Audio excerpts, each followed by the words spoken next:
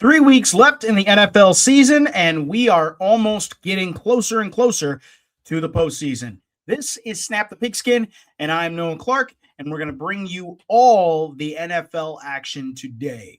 We talk about the Bucs, the Cowboys, Rams, and Broncos all making some headlines, while also, too, Mahomes and Parsons suffering some massive blows to their season, and the Chiefs being eliminated from the playoffs for the first time in how many years? Plus bringing home the bacon and our Pigskin primetime picks. So let's get right into it today. Let's jump right into it.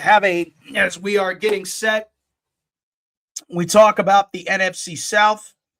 No one really wants to win this division.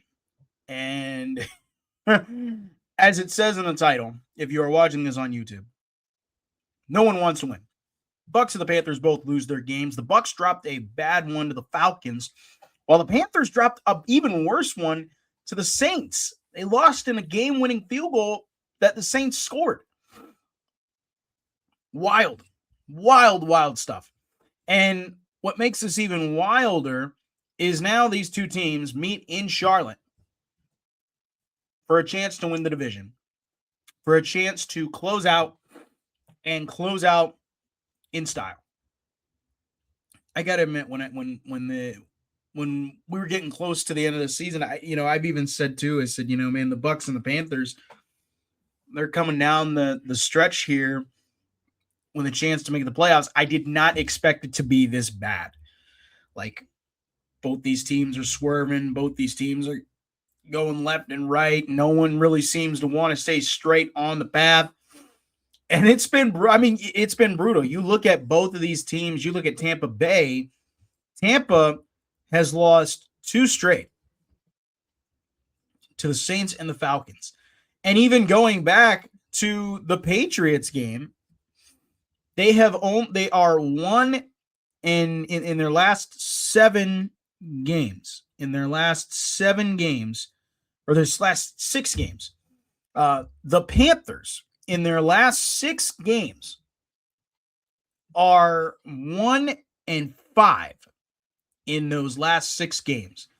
Horrendous stuff from the Bucs.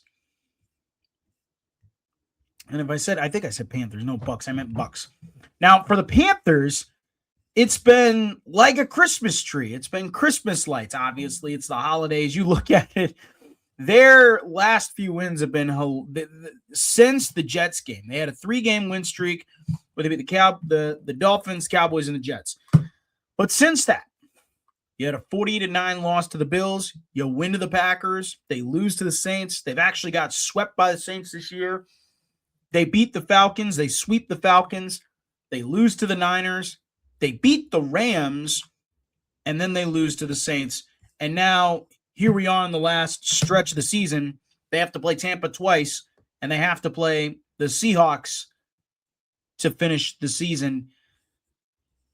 Man, I don't know what gets more crazier than this. If you are either of these teams, you must be spinning your head. And Tampa Bay has been a lot worse. And that's what's even crazier is Tampa Bay has been a lot worse. They've been way worse than Carolina. Carolina has been somewhat better in terms of their wins, but like a lot of their wins this year have been like, how did we even win that game? Like, how did we even win that game? Or, oh my gosh, we just won that game. So it's a lot of those kind of things of just randomness from the Panthers. You never know which team you're going to get. It just really is Dr. Jekyll, Mr. Hyde. Like, one week they're really good, the other week they're really bad.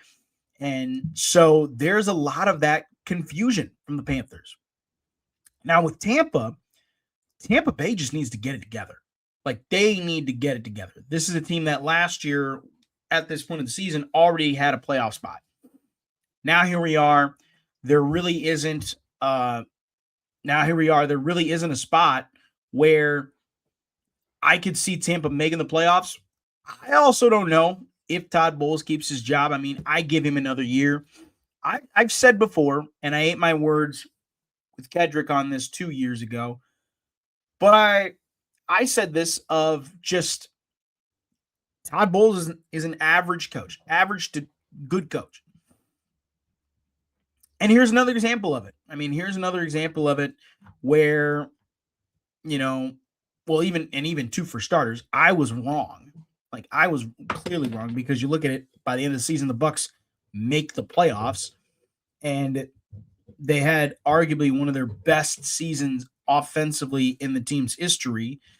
And so now, this year, they've been really bad on the offensive side. Mike Evans has not been healthy the whole season.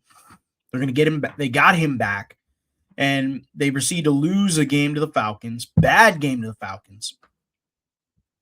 Yet they are still in contention for this division. Make it make sense. I don't know. I don't know how either of these teams are going to win. It is quite hilarious how it's gotten down to the stretch this season. I mean, nobody wants to win this division. So, kind of crazy stuff. It doesn't get any better than this with the way the NFC South is finishing. And these two teams meet this week. Bucs will go to Carolina. We'll go to Charlotte. They will play the Panthers. And then the end of the season could potentially decide the division.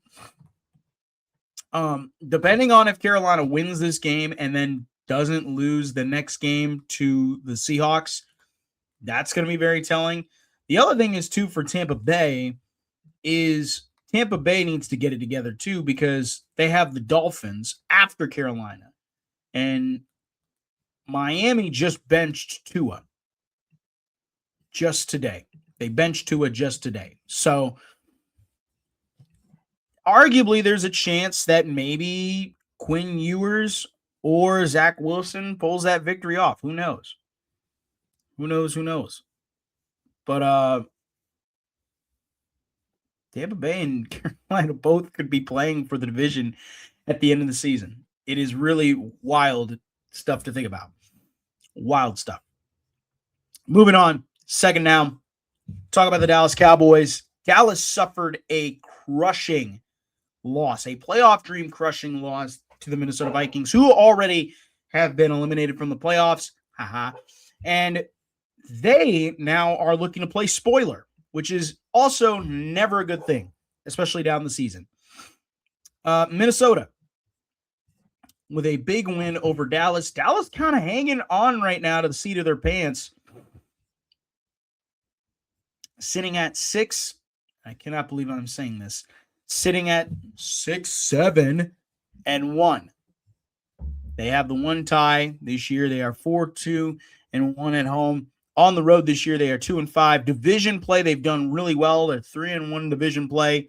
However, in their conference, they have been absolutely horrific. 3-6-1, and dropping a bad one to the Vikings. And now you look at their playoff chances. If the season were to end today, the Cowboys would be out of the playoffs. Not even close. The Eagles right now, one more loss from the Cowboys, and the Eagles wrap up the division in the NFC East. But I go back and I even talk about the bigger picture of Dallas, because now their chances are pretty much blown. And there's no way that the Cowboys, I think, are going to make the postseason. I don't think they're going to do it. This is going to be what now? Year 3, year 2 of them not making the playoffs. So yeah, you have to kind of wonder where it all went wrong. Where did this all go wrong for Dallas? Where did it kind of fall apart? And I start with the fact of there's several things from this Cowboys team that you could circle, or you could say that this is what happened, this is what happened, this is what happened. And to me, the biggest thing that I think you could circle with why this Cowboys season was such a disaster from the get-go is the Micah Parsons trade. And them trading Micah Parsons, not wanting to pay him. He was willing to stay in Dallas, willing to be a Cowboy. And Dallas couldn't give him the money. And now you look, he's a Green Bay Packer. His season's, ending, and we'll talk more about that later on. But if you're the Cowboys, it all does circle back to the Micah Parsons trade, and it kind of starts the snowball effect. I think, too, you could also say the Brian Schottenheimer thing as well could be one. I mean, because I even said at the beginning, and even Kedrick has said at the beginning, until there's a change in ownership or something where Jerry Jones is not a part of making the football decisions, this Cowboys team is going to continue to plummet. And Brian Schottenheimer, and it starts, for me also, too, it does start with Brian Schottenheimer, but I also think, too, that the snowball effect of it was the Micah Parsons trade. I mean, once they traded Micah, there was a lot of just, there goes their best defensive piece, their best player on the defensive side, the best, maybe the best defensive player to come out of that team since DeMarcus Ware. And yeah, man, I mean, it is so tough. It is so incredibly tough, especially if you're a Cowboys fan, because you let Mike McCarthy go. They don't even get the Ben Johnson sweepstakes. They don't get the Ben Johnson sweepstakes. And they instead settle for Brian Schottenheimer. They promote within. And he's been, I mean, I've said it, their offense has been somewhat good this year because of the George Pickens addition. Now, you could also look at Dallas, too, and you could say, yeah, they added some pieces. They added George Pickens. They added Quinnen Williams. They added Kenny Clark. They added some pieces to that roster to make it somewhat better. But at the end of the day, the roster overall is just not good. And the coaching, it starts with Brian Schottenheimer. I just don't think that they made the right hire from the get-go. I mean, this was one of those head-scratching hires, and it's also, too, one of those hires where nobody wants to go to the Cowboys and nobody wants to, play under, a head coach who's only just there because Jerry is the guy who wants, who picked him. Nobody wants that. So, yeah, the Brian Schottenheimer thing started out as why this team was going downhill, but the Micah Parsons thing, yeah, again, they struggled.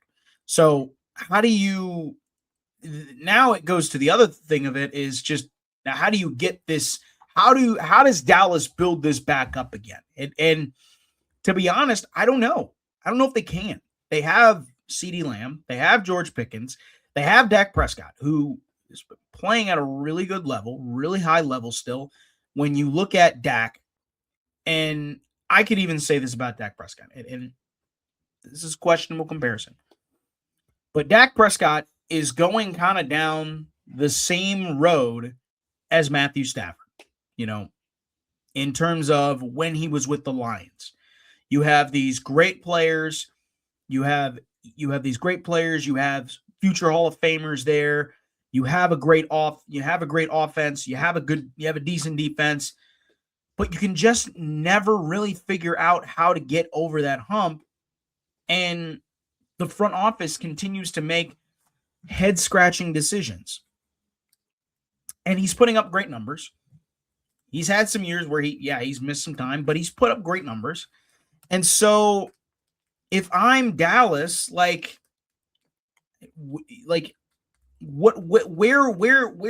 does this end where it's a good thing? I don't know if it can. And mind you, too, they traded Micah for 2 first-round picks. Okay. They traded Micah for 2 first-round picks. Not a second, 2 first-round picks. Okay? They also got a pick from Quinnen Williams for the Quinnen Williams trade. They also gave up a first for the Quinnen Williams trade. So the other and that's another thing is even with the first round pick, it's from, and it's from the Packers. It's going to be a late round pick because Green Bay is probably going to be in the playoffs. They may make a deep playoff run. Who knows? We'll get more into that. But I just don't see Dallas. I don't see Dallas being really a contender until Jerry Jones is gone. I just don't see it happening. And until Jerry Jones is gone, until they make the changes to the front office, or until even, Jerry steps away and says he gives it to Stephen Jones or he gives it to somebody else, and he says, you know what, I'm going to be done. Clearly, my leadership is not helping this team. It's making it worse. I could see that. I could see that in the near future, if that's possible. But until that happens, Dallas is never going to win a championship under Jerry Jones. The 90s have passed, Jerry. The 90s are gone. They are gone. It is time for a new era and a new voice in the room. And that voice should not be yours. That's all I got to say on that. Moving on from the Cowboys. Now I'll jump a little bit into the Vikings because Minnesota, I will give credit to Minnesota. And this is the very rare time I'll give credit to the Vikings. They lost 4 straight. They won a really good game to the Lions on the road. And I was very happy, because they pulled off a big win. Hey, great big win over the Lions. But then they had 4 straight losses. And 4 of those losses, J.J. McCarthy was absolute dog water. But I look at these last 2 games. I look at the last 2 games against the Cowboys and against the Commanders. He's done well. J.J. McCarthy has done well. 15-24, 2 touchdowns, 1 interception. The one thing I knock on J.J. McCarthy too, and let's even look at this Washington game, 16 for 23, 3 touchdowns. He played well. The one thing I knock on J.J. McCarthy is the completion percentage. He needs to get that up. Needs to bump that up. He needs to bump up that completion percentage. He needs to bump up that accuracy. He is not very good in terms of accuracy and in terms of completion percentage. And I think that was one of the big things that Minnesota, I think, struggled with this year. And to me, Minnesota fans and Minnesota Vikings fans have never had the feeling since Fran Tarkenton of what it's like to have a really good quarterback, or at least a quarterback. They had Kirk Cousins for X amount of years, but he wasn't like their guy. Like McCarthy was their guy. And so with McCarthy, I think there's still hope. I think with Kevin O'Connell, yeah, this was a rough year for them. Rough year for the Vikings overall. This is a rough year for this team. They didn't play well offensively. They didn't, their defense really carried them most of the way. Their running game wasn't as good. They got exposed in the run game on the defensive side, but that's really kind of the only thing.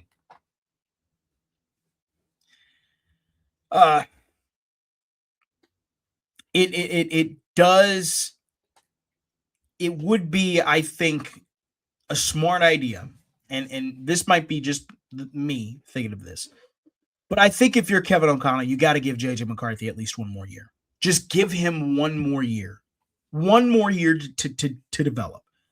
Give him a full year of the offense. Give him a full year give him another full year of the offense where he's learning. Give him a year to just at least develop his throwing motion, because Lord Almighty, it's terrible. And give him a year to just build around his guys. Give him a year to build around Justin Jefferson and Jordan Addison and TJ Hawkinson, and give him a chance to develop. I know for Vikings fans, they're going to hate for me saying this, and I'm not trying to hate on them, but this is the best option because let's put it this way. You go with Kyler Murray, Minnesota already is in a tough spot cap wise. They are over the cap after this season. They are over the cap. That is the big thing. They are over the cap with all the signings that they made. You look at it, the Jonathan Allen signing, the Jonathan Allen signing, the Hargrave signing, they are over the cap. And they need to get under that. They're going to have to cut some guys. They're going to have to let some guys go with big cap, or they're going to have to restructure some deals and hope that they can stick. So them thinking that, we're going to get a Kyler Murray to come in and we're going to get, a guy who's, electric and could do great things. I think he could, but you also look too, he's not been very reliable. Kyler Murray's not been very reliable with the Cardinals. When he's been healthy, he's been really good. You also look at this offense. Yes, it's predicated on the quarterback being successful. But I think if you give McCarthy that second year and you just give him that second year to learn and to develop, they could be a much better team, a much, much better team. And just give him a year to fix his throwing motion. I mean, look at Josh Allen. Great example of this. Prime example of this. Josh Allen. When the Bills drafted Josh Allen, his throwing motion was so horrendously bad. He was horrendously bad at the start of his career. And a lot of people in Buffalo were wondering, is this guy going to be the future for the Buffalo Bills? He can't make, he's missing open throws. He can't make the right reads. And then you look at it, they get Brian, they bring in Brian Dable to help him develop his throws. He gets a year to develop his throwing motion, and over time, he gets better and better and better. And what has happened now? He's the MVP. If the Vikings would not be so freaking stubborn, and if their front office would not be so freaking stubborn and say, we're done with J.J. McCarthy, let's throw him in the wastebasket, let's bring the next guy in. We want to compete now. I don't think that's the right option. You got to let him build. You got to let him develop. You cannot go out and sign a guy when you clearly do not have the cap space. They clearly do not have the cap space. Me and Kedrick talked about this before, of even with this year when they traded Harrison Phillips. It's basically, okay, we're winning a championship right now. This is our window. And this window has fallen. And now you need to start building that new window up. And it starts by developing your quarterback and letting him grow through the pains, letting him grow through, the bad years. And I know they're going to be bad. And I know if you're Justin Jefferson, you're not going to be too happy about that because he's one of the best receivers in the game. I get that. But give the kid some time. Give the kid some time. Let's say if he doesn't do well after this year, then you make that decision of letting him go. And then you make that decision of, okay, it's been 2 years with this. We've tried it. It's not working. Let's do something else. That's what I'm thinking. That's what I'm thinking from this. And this is why Minnesota has struggled to find its franchise quarterback. The Bears figured it out. The Lions have figured it out. The Lions and the Bears figured it out. The Packers for 30 years have figured it out. I mean, 3 in a row. Minnesota's the only one that, in my opinion, has never figured it out of how to keep a quarterback and how to stick with them. And I really hope that they can figure it out and stick with the guy that they want. Because they drafted this guy. They drafted him high. So you got to live with your consequences. You got to live with the bad decisions. That's just what I think. Third down. Rams and the Broncos, they both clinch, both make the playoffs. More scenarios this weekend. The playoffs are getting relatively close. We are 3 weeks away from the NFL playoffs starting, and there are some playoff clinching scenarios coming up here. And oh boy, let me tell you these playoff clinching scenarios that are about to happen. The Broncos and the Rams both clinched. I do think the Rams have locked up the 1 seed. I don't know about the Broncos yet. I don't know about if Denver's going to lock up that 1 seed, because New England is, while New England lost to Buffalo, New England is still within reach of trying to get that division title. They are still within reach. Now, they don't play Denver at all this season. They have to finish out with the Ravens, the Jets, and the Dolphins. New England's probably going to coast 2 out of the last 3 games and potentially. And Denver, even after watching that Packers game, man, Denver, that defense, man, holy cow. That defense was flying all over the field. They have won now 11 straight, I believe it is, 11 straight. They have the Jaguars, the Chiefs, and the Chargers. They really could kind of coast in the playoffs on just a hot win streak. But it would not surprise me, and especially after watching that Broncos game on Sunday, it would not surprise me if Denver is in the Super Bowl. It would not surprise me. We've seen it recently over the years. You have to have a good defense. You have to have a defense that travels in January. You have to have a defense that travels in January. You have to have a defense that can carry the offense when the offense is sputtering. I mean, just look at the Eagles. Look at the Niners. These teams consistently have made it to the Super Bowl. Even look at the Chiefs. The Chiefs, the last, when they've won their 3 Super Bowls, have had a really good defense, and their defense has carried them to the Super Bowl a couple times. I do think the Denver Broncos are a really good team. Sean Payton's got that thing moving. I mean, and this, I've talked about this for years of how just frustrating it was for the Broncos for life after Peyton Manning. I mean, they were so bad. They were so bad when Peyton Manning left. They could not figure it out on both sides of the ball. They had Von Miller. They drafted Bradley Chubb. Neither one of those guys saw the field together. And now fast forward, here we are, Broncos defense. And that defense is good. Vance Joseph, I really am curious if he's going to get a head coaching job. It would be you got to do your due diligence and hope that he gets a head coaching job, because he's done a phenomenal job in Denver. But this is another classic case of really good defense and an offense that is still trying to find itself. But once it does, man, look out for the Rams. And that's the other thing is with the Rams. I don't see the Rams. And here's the other thing. I don't see the Rams right now making it to the Super Bowl. And I said earlier, this team looks very good. After their game against Detroit, I just kind of have concerns of, they got into such a high-scoring game with Detroit. And, yeah, I mean, everybody does. I mean, Detroit is a tough team. But you look at the Packers and you look at the Eagles.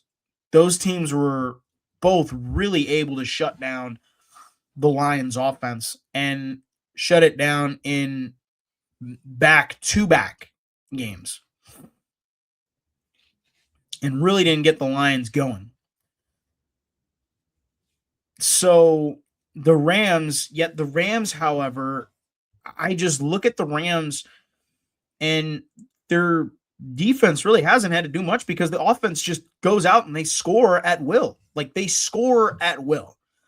Just look at these scores. Look at these scores. I'm going to give you some of the scores for these games. They've won games 33-19.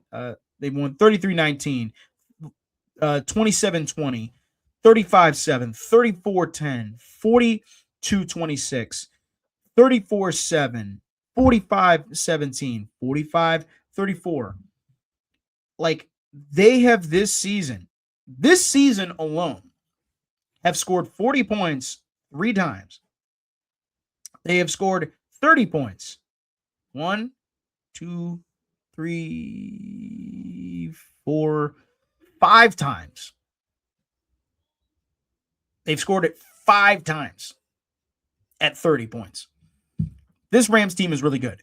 But when you look at some of these games, and I look at the more notable ones, the Niners game and the Eagles game, their defense did not particularly play well. And even in the Panthers game, their team did not play well. And that was against a Panthers team, like the Panthers, who have been just really up and down this year. So I don't know really what to make of this Rams team now. I really thought I did. I really thought that I did. But now, when you look at after this Lions game, like this Lions game showed me a lot of, okay, the Lions still clearly are showing that they're still really good. Like, there's no signs of just them falling off, especially against a Ram team like this. I mean, the Rams with a 1 seed. But, you know, it does make me wonder if they can carry this into January, if they can carry this into the playoffs, because your offense can carry you. We've seen that before. Like, the defense can certainly carry you. The offense absolutely can carry you. But if the defense does struggle, and we've seen it struggle at times, if the defense struggles and the offense struggles, is this team going to be relatively good? That's just all I'm going to say on that. I'm going to leave it on that because it is not easy, especially as the 1 seed, to try and go in and get that first round bye and win. We've seen it now. The last 3 seasons, the 1 seed hasn't made it has not won the Super Bowl from the NFC. We had the Eagles last year. They were the 2 seed, and the Eagles last year were a 2 seed. The year before was the Niners. They were the 1 seed, and they made it to the Super Bowl, but they lost. And then the year before that was 2022, and that was also the Eagles. And the Eagles, I don't believe they were the 1 seed. I might be wrong. I think they were the 1 seed, and they also lost. So it's been a minute since the 1 seed won. It's been a minute, and especially in the NFC. Like, we haven't had the 1 seed. And the Lions, even last year, the Lions didn't make the Super Bowl last year, and they were the 1 seed, and they lost to the Commanders. So just, there's so many things that makes me think that, yeah, this is not like the 1 seed's wrapped up. Like, the 1 seed's wrapped up, and now all of a sudden, okay, this team's going to win the Super Bowl. No, it's not like that. The last few years, it has not been like that, where the 1 seed has been really good. It's been more of, if you're the 2 seed and you're playing in the wild card, you legitimately have a shot. Like, you legitimately have a shot because you already have that game. And I know people will say, well, you get the week off of rest. You get to rest and you get to be healthy. Yes, you do get that rest and you get to be healthy. But you also need that experience. That's why you look at last year, and why the Eagles were so good in the postseason was because they had the wild card game. They didn't need the number 1 seed. Period. End of story. All right. 4th down. Tough losses for the Chiefs and the Packers. Starting with the Packers, because I got a lot to say on the Chiefs. Micah Parsons, season-ending ACL injury for Green Bay. Phenomenal season. 12.5 sacks for Micah Parsons in his first year with Green Bay. He is coming back he's on a 4-year deal. He's coming back for the Green Bay Packers. A phenomenal season for Micah Parsons in what was at the beginning a test of, would he even play this year? And by the end of his season, he's got 12.5 sacks. He probably could have won Defensive Player of the Year, or at least be a candidate. And yet and now he doesn't get that opportunity. There are 3 games left. He's going to miss all 3 of them, including the rest of the season in the postseason. His goal, though, Micah Parsons' goal, he did post on Twitter, was to come back by September and really push hard to try and get to that September date. And I'm hoping he does, man. I'm a Packers fan, and watching Micah Parsons this year was so fun. It was so fun to watch because you knew every time he stepped out on the field and every time the ball was snapped, you knew he was going to make an impact somewhere. You knew he was going to make an impact somewhere for Green Bay. And this defense was better with him. Now, will they be better without him? We will see. They last year, if you want to know what this team was like without Micah Parsons, go back to last year's defense. They were okay. They were good, but they didn't have that one piece that was the like game on the line. You need a sack. Who is it going to be? It's going to be Micah Parsons. And so it is a crushing blow to the Packers. It's a crushing blow to them, but also too, man, like I don't count this Packers team out. I mean, I was listening to Cheesehead TV earlier this week, and Aaron Nagler of Cheesehead TV talked about this, and he said, you know, it's almost better when the Packers are doubted by the league, as if they are, you know, as nobody expects them to be relatively good. No one expects them to do the impossible. And so coming in with that underdog mentality, that is something. So hopefully Micah Parsons gets a fast recovery. Love to see him back out there.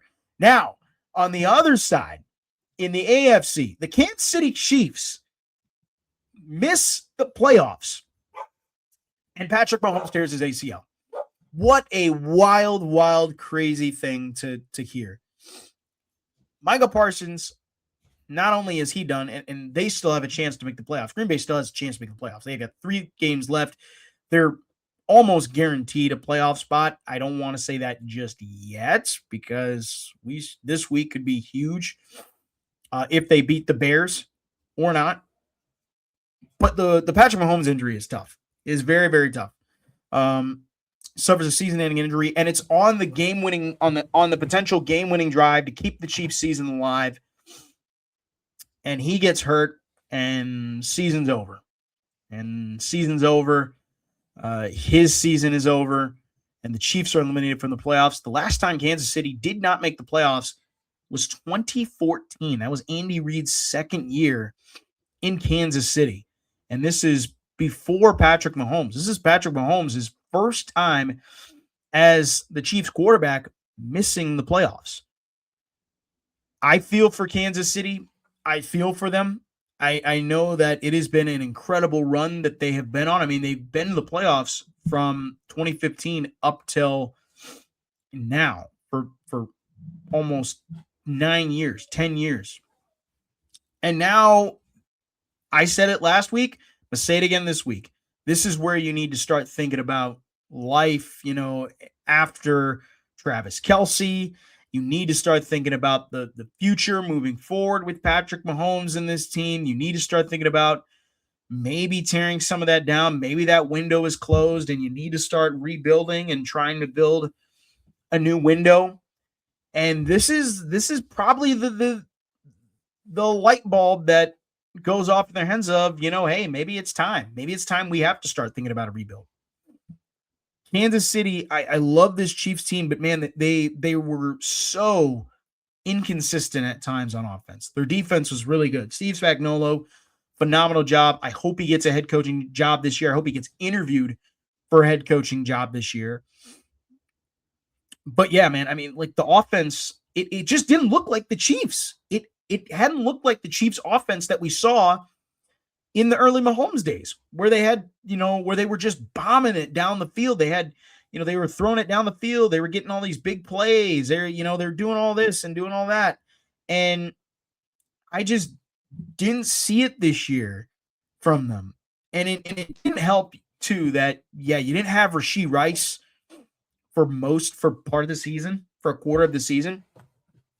And Xavier Worthy also was not healthy for part of the season. It didn't help that. What also doesn't help is that Travis Kelce, yes, he was playing well, but it doesn't help that Travis Kelce this year wasn't really an impact player. And I would want to say it might be time to hang up the cleats for Kelce, because they need to think about the future and life after him. They need to start thinking about what they need to do moving forward for this offense, because this offense needs an overhaul. I mean, their O-line this year was a disaster. Their wide receiving core is somewhat of a disaster.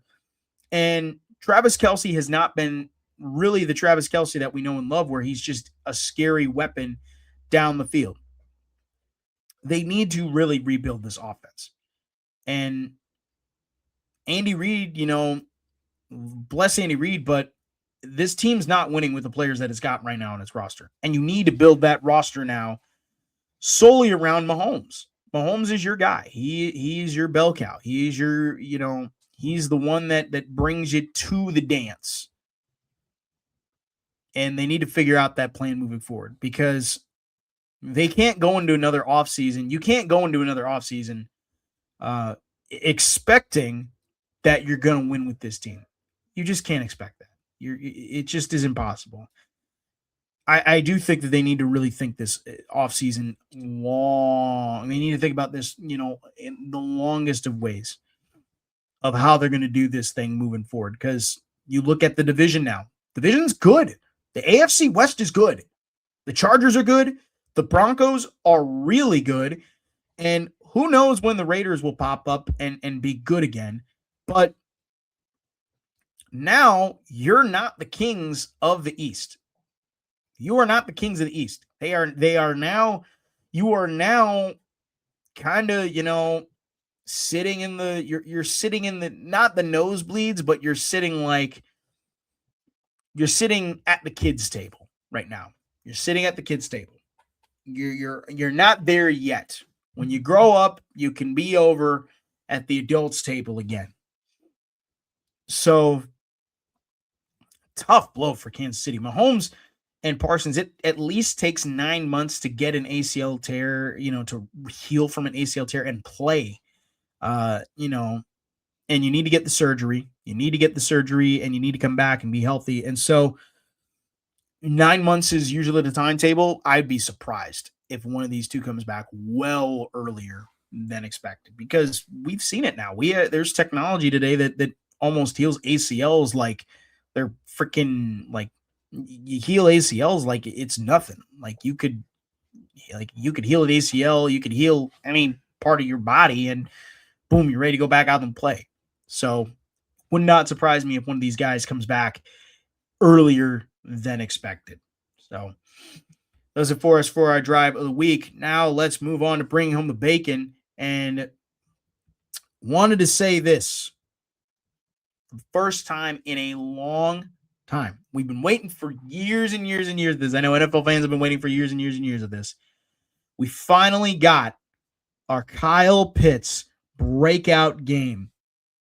Kyle Pitts, 11 receptions, 166 receiving yards, 3 touchdowns in a Thursday night football win over the Bucs. I know it's meaningless for the Falcons, but Kyle Pitts had a breakout game. Oh my goodness. It like 5 years. It took him 5 years to figure out how to play football. How to play football at a really good level. So congrats to Kyle Pitts. He's on the slab of bacon for this week. Man. And oh man, oh man. And I can't even tell you how funny it is that he's on our slab of bacon. All right. Now moving on to our Pigskin primetime picks. We got some good games this week. A lot of good games this week. A lot of games that could decide a lot of playoff scenarios. And we start with our Thursday night football one. The Rams at the Seahawks. This is, I believe, basically for the division. This is for the division. Seattle and LA. Rams win this game. Rams, I believe, take the division, if I'm not mistaken. So there is a very big scenario there where I think if the Rams win, they take the division. If the Seahawks win, they at least keep their division hopes alive. They need to kind of stay in the playoff race. I got the Rams winning this one by 7. I think the Rams close out the deal. I think the Rams close out the division. I don't see the Seahawks getting it done. They almost lost to Philip Rivers, a 44-year-old Philip Rivers, which, by the way, hilarious stuff. Lost to a 44-year-old Philip Rivers. I got the Rams winning this one by 7 against the Seahawks in Seattle's crib. Wow. And the Rams will win the division, and they will get the 1 seed by doing so and winning the division. All right.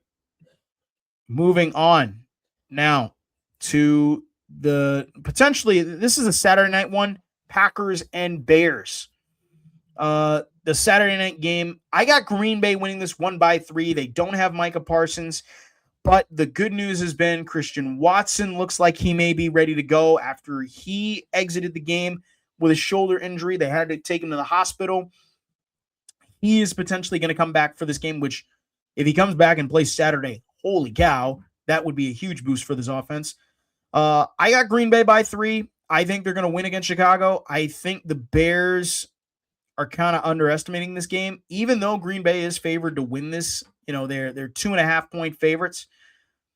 I think Chicago is feeling, pretty good about themselves, and they need to be given a little bit of slice of humble pie. So I got Packers by 3 winning this game over the Bears. Now on to Sunday Night Football. This is a game that is very interesting. Patriots at Ravens. This is at Baltimore. This is the first time in a long time we've had a Patriots-Ravens game that matters this late in the season. Baltimore kind of hanging on for dear life and just trying to kind of hang on and hope that they can clinch the division, stay in the division race. They won last week against the Bengals, but their last 3 games are pretty brutal. They have New England, Green Bay, and Pittsburgh. If they win against New England, the Green Bay game does not matter until the end of the season when the Steelers and the Ravens meet for the division title. I got Ravens by 7 in this one. I think Lamar and this crew, they find a way to get it done. New England suffered a tough loss to the Bills, and I think they, suffer another tough loss here to the Ravens on Sunday Night Football. I think the Ravens win this one by 7. And then our last game on the docket, Colts and the Niners. Philip Rivers is going to start again for the Indianapolis Colts, even though Anthony Richardson was activated off the injured reserve, and they're going to give him a chance to practice. He has an orbital bone fracture. They're going to give him a chance to practice, going to give him a chance to see if he can work himself back. But Philip Rivers is going to go for this game for the Niners. Niners are very much still in the playoff race as well.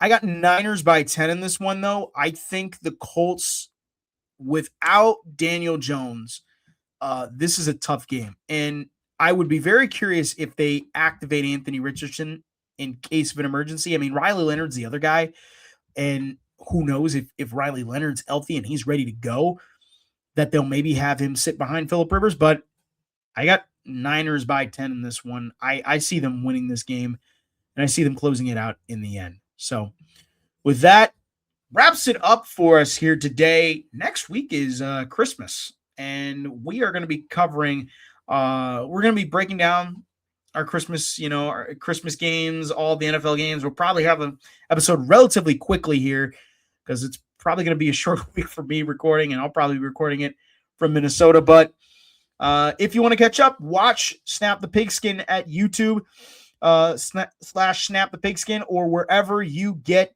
your podcast. You can find us on Spotify, Apple Podcasts, Amazon Podcasts, and much more. And for those of you who have been watching, thank you so much. I'm Noah Clark. This has been another edition of Snap the Pigskin.